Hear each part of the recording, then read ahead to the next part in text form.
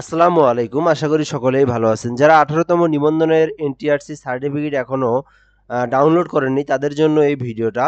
তো আপনারা কিন্তু ডাউনলোড করতে পারবেন এবং আপনাদের কিন্তু আ সংশোধনী যে আবেদনটা আছে সেটা কিন্তু আপনাদের আপডেট করা হয়েছে। এই বিষয়টা কিন্তু অনেকেই জানেই না।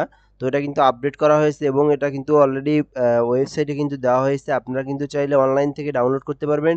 তো কিভাবে ডাউনলোড করবেন এই বিষয়টাই আজকে আমি দেখাবো সুন্দরভাবে। তো A to Z ফুল ভিডিওটা দেখুন এবং ১৮তম নিবন্ধন সম্পর্কে সকল তথ্য কিন্তু আপনি আমার এই ভিডিওতে পাবেন। এক কথায় ১৮তম নিবন্ধন শুধু না, যত ধরনের নিবন্ধন সরকারি সার্কুলার, তারপরে আপনার ১৯তম নিবন্ধন সামনে এবং প্রাইমারি সার্কুলারও কিন্তু সামনে আসছে।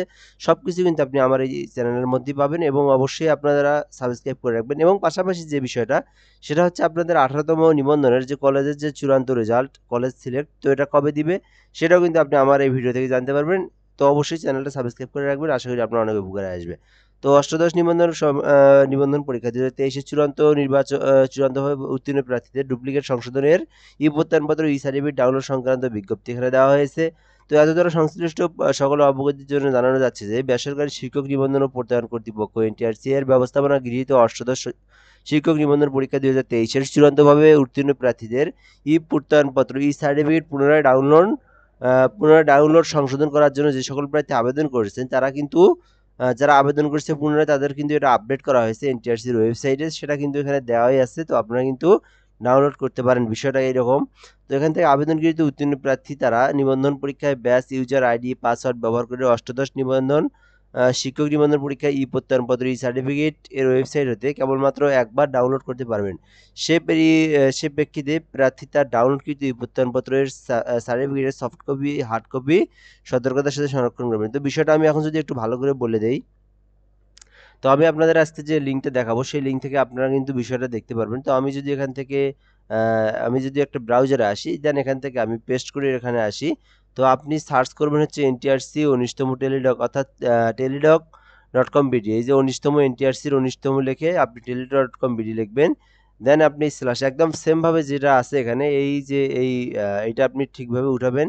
এটা উঠাবেন, উঠানোর পরে কিন্তু আমি বলে দেই এনটিআরসি ১৯.টেলিটক.com.bd/NTRC/19/apps/সার্টিফিকেট লিখবেন।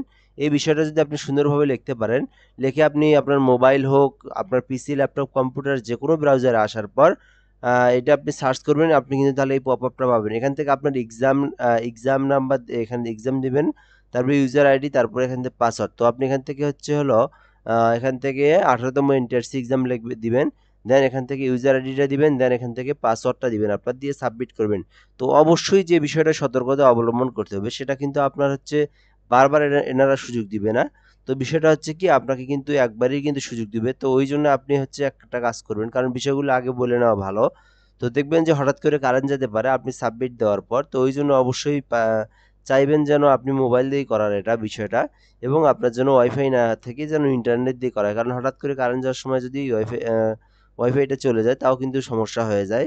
তো এটা কিন্তু খুবই একটা ঝামেলার দায়ক জিনিস। যে অনেকেরই সমস্যা হয় আরকি। যার কারণে আবার বোর্ড থেকে কিন্তু এটা বিষয়টা একটু ঠিক করে নিয়ে আসতে হয়।